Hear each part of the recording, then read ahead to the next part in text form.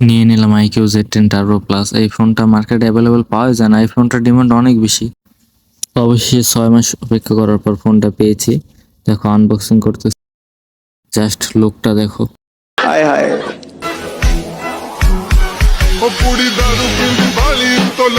ফোনটার সাথে রয়েছে একটা কভার দেখো, এবং সাথে রয়েছে 90 ওয়াটের একটা চার্জার এবং কেবল।